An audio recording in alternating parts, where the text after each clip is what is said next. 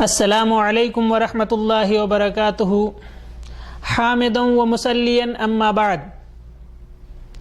محترم بھائیوں، ساری تعریفیں اور بڑائیاں اللہ رب العالمین کے لیے ہے جس نے ہمیں بے شمار انعام و اکرام سے نوازا، اور درود و سلام ہو اللہ کے تمام نبیوں پر، خاص کر ہمارے آخری نبی حضرت محمد رسول اللہ صلی اللہ علیہ وسلم پر، کہ جس نے ہمیں دنیا اور آخرت دونوں میں کامیاب ہونے کا راستہ بتلایا۔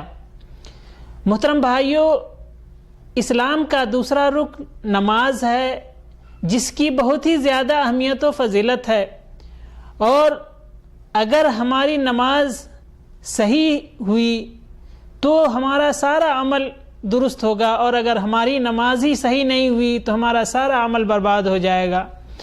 لہذا محترم بھائیوں، ہمیں نماز صحیح سے پڑھنی چاہیے، جیسا کہ اللہ کے رسول صلی اللہ علیہ وسلم نے فرمایا کہ صلو کما رأیتمونی وصلی، کہ تم ویسے ہی نماز پڑھو جیسا مجھے تم نماز پڑھتے ہوئے دیکھتے ہو۔ اور اس کے علاوہ بھی بہت زیادہ نماز کی اہمیت و فضیلت ہے۔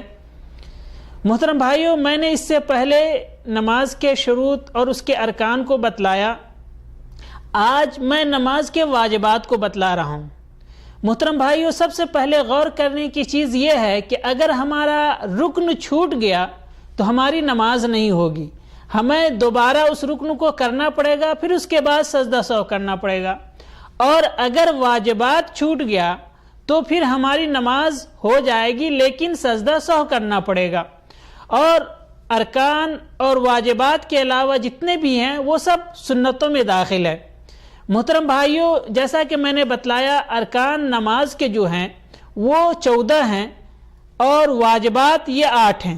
سب سے پہلا کیا ہے کہ تکبیر تحریمہ کے علاوہ جتنے بھی تکبیرات ہیں وہ سب کے سب واجبات میں آتا ہے۔ دوسرا، رکوع سے جب اٹھتے ہیں سمیع اللہ لمن حمیدہ کہتے ہیں، یہ واجبات میں سے آتا ہے۔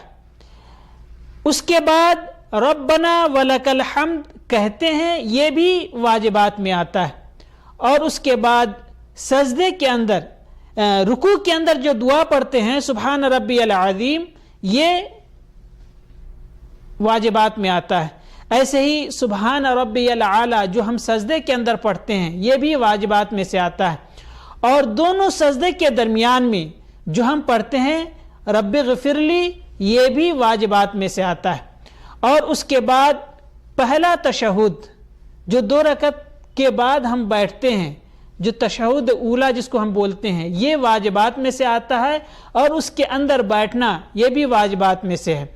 تو یہ 8 ہو گئے جو واجبات میں سے ہیں۔ اگر ان میں سے کوئی چھوٹ جائے تو پھر ہم سجدہ سہو کریں گے اور اس کے بعد ہماری نماز مکمل ہو جائے گی۔